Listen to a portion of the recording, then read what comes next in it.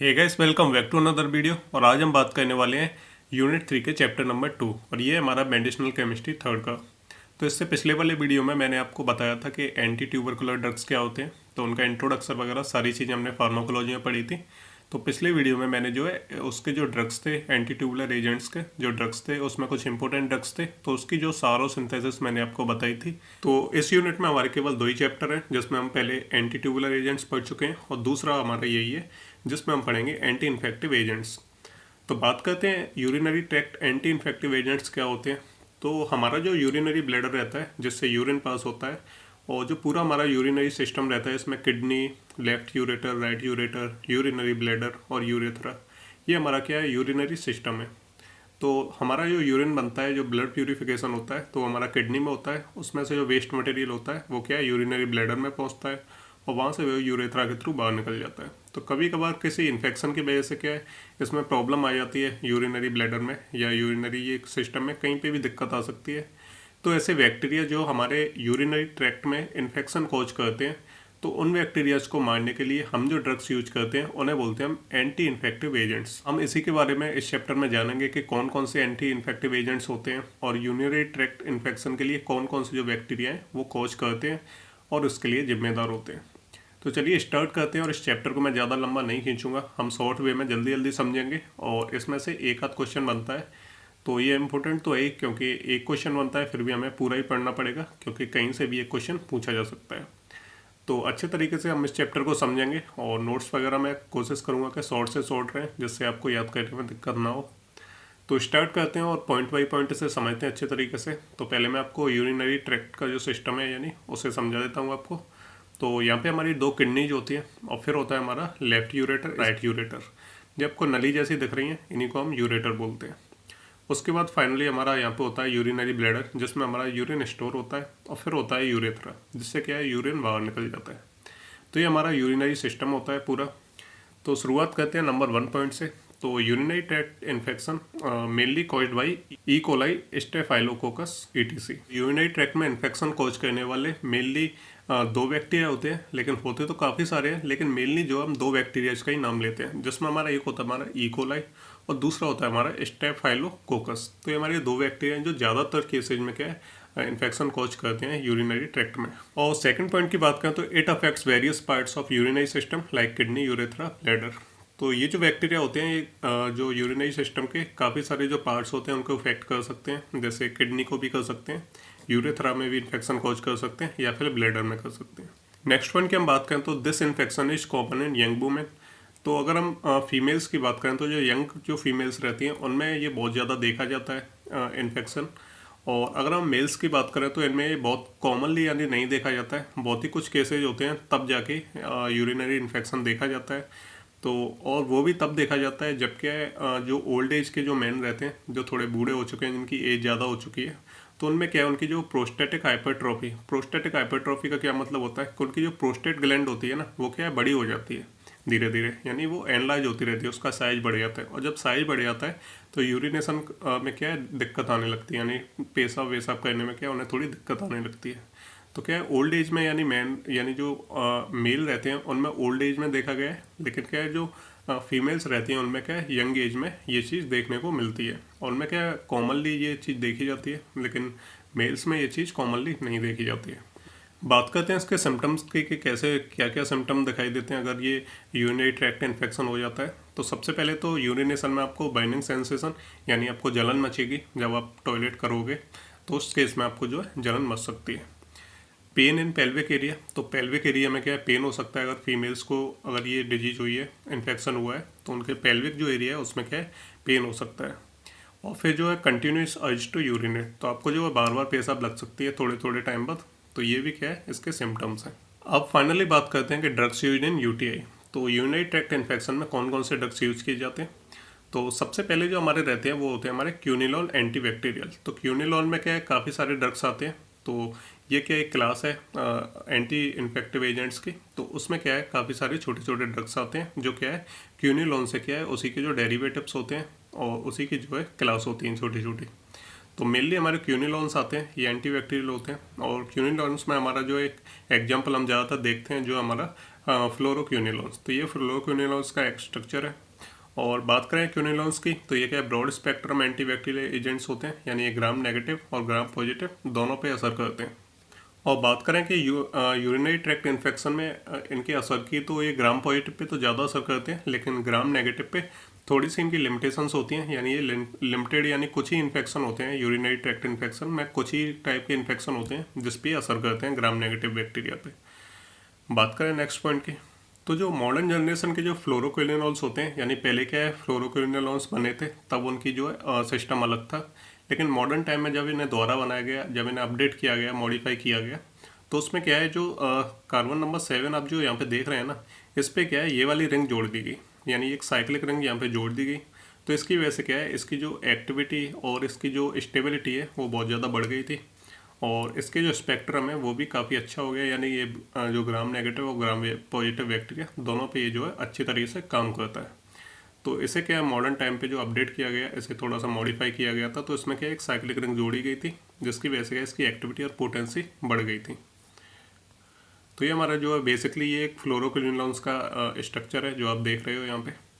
अब बात करते हैं कि क्लासिफिकेशन ऑफ क्विनोलोन्स। तो क्लासिफिकेशन की बात करें तो क्विनोलोन्स में काफ़ी सारे ड्रग्स आते हैं। तो इसे हमने दो कैटेगरी में बांट दिया। एक तो हमारा आता है फर्स्ट जनरेशन फ्लोरोक्विनोलोन्स और दूसरा आता है हमारा सेकंड जनरेशन फ्लोरोक्विनोलोन्स। तो फर्स्ट जनरेशन में क्या है, फ्लोरोक्विनोलोन्स जो होते हैं इसमें क्या है, हमारे 4 ड्रग आते हैं जो आते हैं हमारे नॉरफ्लॉक्सासिन, ओफ्लॉक्सासिन, सिप्रोफ्लॉक्सासिन और एक होता है हमारा पेफ्लॉक्सासिन। बात करें इसके ट्रिक की, तो इन्हें आपको कैसे याद करना है, तो आपको 2 वर्ड याद रखने हैं, नोप सिप्रो, है ना। तो नोप में हमारा जो एनओ आता है ना, इससे आता है हमारा नॉरफ्लॉक्सासिन। बात करें ओ से, तो ओ से आता है हमारा ओफ्लॉक्सासिन, पीई से आता है हमारा पेफ्लॉक्सासिन। और बात करें सिप्रो की, तो सिप्रोफ्लॉक्सासिन। तो नोप सिप्रो आपको याद रखना है, जिसमें N for norfloxacin, O for ofloxacin, P for pefloxacin. और बात करें ई की, तो ई नहीं होता है, ये पी और ई एक ही वर्ड है। और बात करें सिप्रो की, तो सिप्रो से हमारा सिप्रोफ्लॉक्सासिन होता है। तो ये ट्रिक ऐसे याद करने की, आप 2 वर्ड को याद करके जो है लर्न कर सकते हो। बात करें इसके सेकंड जनरेशन फ्लोरोक्विनोलोन्स की, तो इसमें हमारे 5 ड्रग आ जाते हैं। तो जिसमें हमारा सबसे पहला है लोमफ्लॉक्सासिन, दूसरा है हमारा लीवोफ्लॉक्सासिन, थर्ड आता है हमारा स्पारफ्लॉक्सासिन, फिर आता है हमारा गेटिफ्लॉक्सासिन, फिर आता है हमारा मॉक्सीफ्लॉक्सासिन। इसको याद करने की ट्रिक हम बात करें तो मोगा लव, आपको ये 2 वर्ड याद रखने हैं। तो एम फॉर होता है हमारा मोफ्लॉक्सासिन, मॉक्सीफ्लॉक्सासिन, यानी एमओ ये एक ही है, तो एमओ से हमारा रहता है मॉक्सीफ्लॉक्सासिन। जी फॉर रहता है हमारा गेटिफ्लॉक्सासिन, और जी ए हमारा दोनों से मिलके एक ही बनता है, जिसे हम गेटिफ्लॉक्सासिन बोलते हैं। फिर आता है हमारा एल फॉर लीवोफ्लॉक्सासिन आता है, और लोमफ्लॉक्सासिन, ये आपको एल से दोनों याद रखने पड़ेंगे। उसके बाद हमारा जो लास्ट आता है वो आता है हमारा स्पारफ्लॉक्सासिन। तो इसके लिए कोई अलग से इसमें लेटर नहीं जोड़ा गया है, आपको क्या है एक वर्ड से आपको 2 ड्रग्स के नाम याद रखने पड़ेंगे। तो ये मैं अपने लिए मैंने यूज़ किया है, हो सकता है आपके मन में कोई और आइडिया हो तो आप जो है अपने तरीके से याद कर सकते हैं, अगर आपके पास कोई अपनी यूनिक ट्रिक है, या फिर खुद से आप बना के लिख सकते हो कोई भी ट्रिक। तो मोस्ट इंपॉर्टेंट चीज़ अब हम देखते हैं इसका सार ऑफ क्विनोलोन्स। तो सार ऑफ क्विनोलोन्स के बारे में हम बात करेंगे, और ये एग्जाम पॉइंट ऑफ व्यू से काफ़ी इंपॉर्टेंट होता है, और एग्जाम में जो है सारी पूछा जाता है। अगर आप मेडिसिनल केमिस्ट्री पढ़ रहे हैं तो आपको 2 चीज़ अच्छे तरीके से पढ़नी पड़ेंगी, एक तो जो है स्ट्रक्चर, उसके अलावा जो है एक सार, जो आपको काफ़ी ज़्यादा मेडिसिनल केमिस्ट्री में पढ़ना पड़ता है, और हर ड्रग का आपको सार पढ़ना पड़ेगा। उसका मैकेनिज्म ऑफ एक्शन किस तरह से काम करता है, क्या उसकी स्ट्रक्चर एक्टिविटी रिलेशनशिप होती है, और उसकी स्टीरियो केमिस्ट्री, उसके स्ट्रक्चर के बारे में जानना। तो ये 2-3 चीज़ें आपको जो मेडिसिनल केमिस्ट्री में पढ़नी रहती हैं, और यही क्या है इसे फार्माकोलॉजी से अलग बनाती हैं। तो बात करते हैं सार की। तो क्विनोलोन्स का पहले हम स्ट्रक्चर देख लेते हैं। तो ये हमारा क्विनोलोन्स का एक बेसिक सा स्ट्रक्चर है। तो इसमें हमारी 2 फ्लूइड रिंग है, जिसमें हमारे यहाँ पे एक जुड़ा हुआ है O, दूसरा हमारे इसमें कार्बोक्सिल ग्रुप जुड़ा हुआ है, फिर हमारे यहाँ पे R1, R2, R3, R4। ये क्या है, इसकी मॉडिफिकेशन साइट है कि इनकी जगह पे हम क्या है अलग अलग जो ग्रुप्स को या फिर अलग अलग एटम्स को जोड़ के या फिर अलग अलग एलिमेंट्स को जोड़ के हम क्या है इसकी जो मॉडिफिकेशन कर सकते हैं, यानी नए नए ड्रग्स बना सकते हैं। तो सार्प को याद करने के लिए आपको बस इतनी चीज़ रखनी है कि इसमें जो चीज़ें दी हैं वो एसेंशियल फॉर द एक्टिविटी हैं, यानी जो भी चीज़ें इसमें दी हैं, जैसे F दिया है, R2, O कार्बोक्सिल ग्रुप, ठीक है, N यहाँ पे दिया है, तो ये चीज़ें क्या है, ये एसेंशियल फॉर द एक्टिविटी हैं। अगर इनको चेंज किया जाता है, इन्हें हटाया जाता है, इनकी जगह पे कुछ और लगाया जाता है, तो इससे क्या है इनकी एक्टिविटी घट या बढ़ सकती है, स्टेबिलिटी कम ज़्यादा हो सकती है। तो बस हमको जो है सार में ये चीज़ें देखनी रहती हैं। तो अगर आपने मेरी पिछली वीडियो देखी है तो आपको पता होगा कि सार कैसे याद किया जाता है या कैसे लिखा जाता है। तो हर वीडियो में मैं आपको बताता हूँ। इसका सार हम वेरी शॉर्ट तरीके से समझेंगे कि जल्दी से जल्दी, ज़्यादा में से लंबा नहीं खींचेंगे। 5 से 6 पॉइंट काफ़ी होंगे। सबसे पहले हम बात करते हैं एट पोजीशन नंबर 3। तो पोजीशन नंबर 3 पे जो कार्बोक्सिल ग्रुप है ना, कार्बोक्सिल ग्रुप है, ये क्या है, essential for the gyrase binding है ना। तो गायरेज बाइंडिंग के लिए क्या एसेंशियल होता है, और बैक्टीरियल ट्रांसपोर्ट के लिए भी क्या एसेंशियल होता है। तो पोजीशन नंबर 3 पे क्या है, जो कार्बोक्सिल ग्रुप है वो एसेंशियल फॉर द एक्टिविटी है, और एक्टिविटी में क्या करता है, गायरेज बाइंडिंग करता है और बैक्टीरियल ट्रांसपोर्ट, ये 2 तरह का काम ये करता है। तो ये एसेंशियल है। बात करें सेकंड की, तो at position 1 if we replace NR1 with substitution like cyclopropyl it increase gram negative activity. तो एट पोजीशन 1 यानी ये पोजीशन 1 है ना, इसको अगर हम रिप्लेस कर देते हैं, यहाँ पे हम कोई अलग से कोई चीज़ जोड़ देते हैं, जैसे साइक्लोप्रोपाइल या फिर किसी अलग तरह की हम चेन या फिर ब्रांचिंग कर देते हैं, या कोई रिंग जोड़ देते हैं अलग से, तो इससे क्या होगा कि इसकी जो ग्राम नेगेटिव बैक्टीरिया के ऊपर जो एक्टिविटी है इसकी वो बढ़ जाएगी। और this group control potency and pharmacokinetics. और इस ग्रुप का क्या काम रहता है कि ये क्या है, पोटेंसी को कंट्रोल करता है। तो अगर इसे हम चेंज करते हैं, कुछ लगाते हैं, तो पोटेंसी क्या है, कम हो सकती है या ज़्यादा हो सकती है।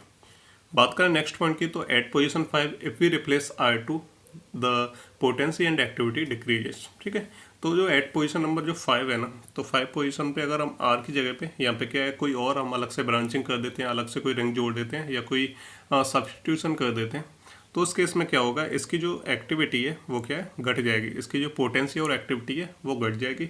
तो ये क्या है, R2 की जगह पे आपको R2 या फिर जो एसेंशियल जो यहाँ पे एटम है वो हमें जोड़ना पड़ेगा। और नेक्स्ट पॉइंट की हम बात करें, तो at position 6 fluorine is essential for the activity. तो पोजीशन नंबर 6 पे जो फ्लोरीन यहाँ पे जोड़ा हुआ है, ये क्या एसेंशियल फॉर द एक्टिविटी है। अगर इसकी जगह पे हम कोई और सल्फर कंटेनिंग ग्रुप लगा देते हैं, कुछ भी लगा देते हैं, तो इससे क्या एक्टिविटी घटेगी। बात करें नेक्स्ट पॉइंट की, तो position number 7 is the most influential point on molecule.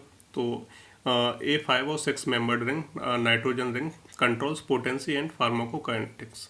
तो बात करें पोजीशन नंबर 7 की, तो ये काफ़ी ज़्यादा इन्फ्लुएंशियल पॉइंट होता है। अगर हम यहाँ पे चेंज कर देते हैं, कुछ भी हम अलग से कोई रिंग जोड़ देते हैं, साइक्लिक रिंग जोड़ देते हैं, तो इस केस में क्या है, इसमें काफ़ी कुछ बदल जाएगा। तो ये क्या है, ये ग्रुप कंट्रोल करता है 2 चीज़ें, एक तो पोटेंसी और फार्माकोकाइनेटिक्स यानी एक्टिविटी वगैरह को कंट्रोल करता है। अगर यहाँ पे हम कुछ भी चेंज करते हैं, कोई भी साइक्लिक रिंग अलग से जोड़ते हैं, तो पोटेंसी पे और एक्टिविटी पे बहुत ज़्यादा इफेक्ट पड़ेगा। तो यहाँ पे क्या है, एक 5 और 6 मेंबर्ड रिंग हम यहाँ पे जोड़ सकते हैं, है ना। तो जैसे हमने फ्लोरोक्विनोलॉन्स का हमने देखा था, वो देखा था, स्ट्रक्चर देखा था। तो ये क्या है, जैसे कि आप यहाँ पे देख सकते हो, जो फ्लोरोक्विनोलॉन्स का जो स्ट्रक्चर है, तो यहाँ पे जी हमारा क्या है, क्विनोलॉन रिंग है हमारी, और यहाँ पे हमने क्या एक 5 मेंबर्ड रिंग यहाँ पे हमने जोड़ दिए। तो इसकी वजह से क्या हुआ है, इसकी जो एक्टिविटी और पोटेंसी है वो काफ़ी ज़्यादा इंक्रीज हो गई थी, और इससे जो स्पेक्ट्रम वगैरह ये काफ़ी अच्छा इसका हो गया था, जिसकी वजह से क्या है, ग्राम नेगेटिव और ग्राम पॉजिटिव बैक्टीरिया पे इसका असर अच्छा हो रहा था। तो इसी तरह से हम क्या है, इसके साथ जो अगर 7 नंबर पे कोई भी साइक्लिक रिंग जोड़ देते हैं, तो इससे पोटेंसी और एक्टिविटी क्या इंक्रीज हो जाती है। और लास्ट पॉइंट की हम बात करें, तो जो पोजीशन नंबर 8 है, अगर यहाँ पे हम कोई भी सब्सटीट्यूशन कर देते हैं, तो इसकी एक्टिविटी क्या इंक्रीज हो जाएगी। तो ज़्यादातर केस में हमने देखा है इस वाले स्ट्रक्चर में कि जितनी भी सारी पोजीशंस हैं, अगर वहाँ पे हम थोड़े बहुत कुछ चेंजेस करते हैं या कोई भी सब्सटीट्यूशन करते हैं, तो उस केस में क्या है, एक्टिविटी और पोटेंसी क्या इंक्रीज हो रही है। बस कुछ ही केसेज में क्या है, एक्टिविटी डिक्रीज हो रही है। तो यहाँ पे हमने 6 पॉइंट देखे सार के, और यहाँ पे हमारा सार जो कंप्लीट हो चुका है। अब बात करते हैं नेक्स्ट थिंग, वो हमारा मैकेनिज्म ऑफ एक्शन ऑफ क्यूनेलॉन्स, कि ये किस तरह से काम करती है, किस तरह से बैक्टीरिया को किल करती हैं, उसे रोकती हैं या फिर क्या करती हैं। फर्स्ट पॉइंट की अब बात करें, तो क्यूनेलॉन्स आर कीमोथेरेप्यूटिक बैक्टीरियोसाइडल ड्रग्स। तो क्यूनेलॉन्स के अंदर जितने भी हमारे ड्रग्स आते हैं वो क्या है, बैक्टीरियोसाइडल नेचर में होते हैं। तो जो है ड्रग्स 2 तरह के होते हैं, एक होते हैं हमारे बैक्टीरियोस्टैटिक, दूसरे होते हैं हमारे बैक्टीरियोसाइडल। बैक्टीरियोस्टैटिक क्या करते हैं कि उसके अंदर की किसी तरह के सिंथेसिस को रोक के और उसकी क्या है, ग्रोथ को रोक देते हैं। यानी वो क्या है, बैक्टीरिया की ग्रोथ को रोकते हैं, और बैक्टीरिया को डायरेक्टली किल नहीं करते हैं। जब उसकी ग्रोथ रुक जाती है तो बैक्टीरिया बाद में मर जाता है कुछ टाइम बाद। तो ये बैक्टीरियोस्टैटिक होते हैं, वो बैक्टीरिया की ग्रोथ को रोकते हैं। लेकिन जो बैक्टीरियोसाइडल रहते हैं, ये क्या है, बैक्टीरिया को किल कर देते हैं। ये उसकी ग्रोथ को रोकते ही तो हैं ही, लेकिन साथ में क्या है, उसे किल भी कर देते हैं। तो अलग अलग ड्रग्स होते हैं, कोई क्या है सेल वॉल को पंक्चर कर देता है, कोई क्या है उसके रेप्लिकेशन कर देता है, उसकी प्रोटीन सिंथेसिस को रोक देता है। तो इस तरह से बहुत सारे जो ड्रग्स हैं वो अलग अलग तरीके से बैक्टीरिया के ऊपर काम करते हैं।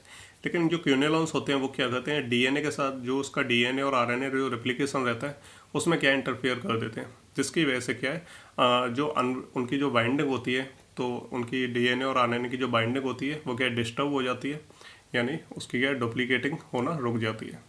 तो इस तरह से ये कुछ काम करते हैं।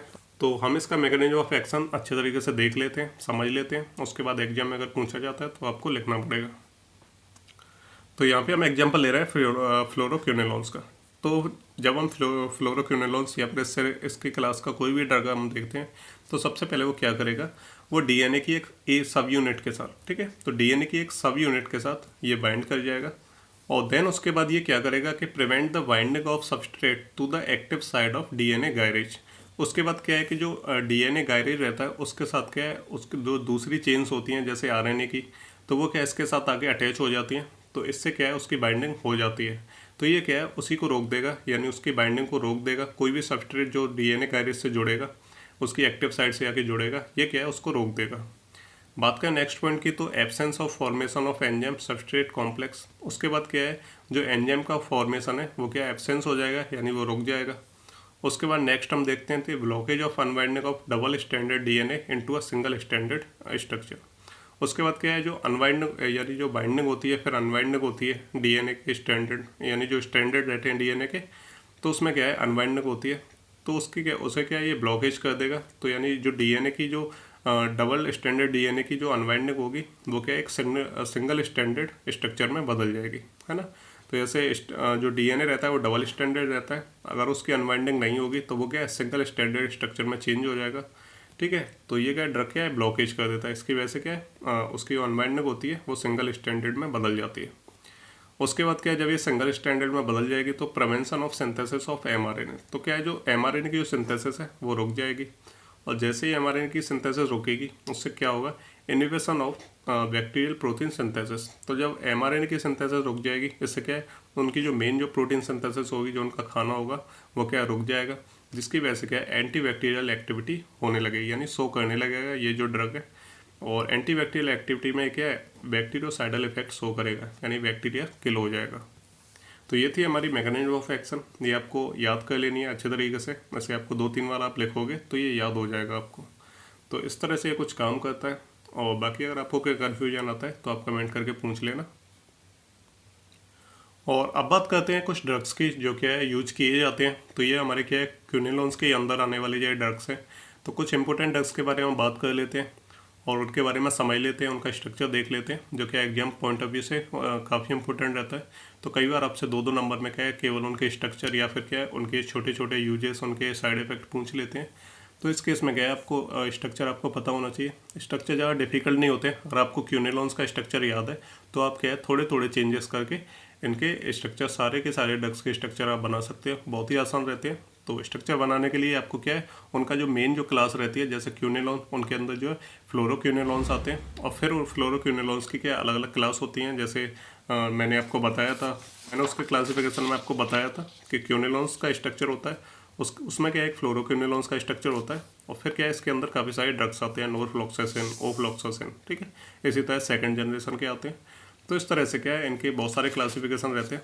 तो यहाँ पे हमने क्यूनेलॉन्स के बारे में समझ लिया, उनका मैकेनिज्म ऑफ एक्शन समझ लिया। तो बात करें कि ये सारे ड्रग्स के बारे में उनका स्ट्रक्चर देख लेंगे, उनके एडवर्स इफेक्ट देख लेंगे, उनके कुछ क्वालिटी देख लेंगे कि किस तरह से इनके क्या इफेक्ट रहते हैं।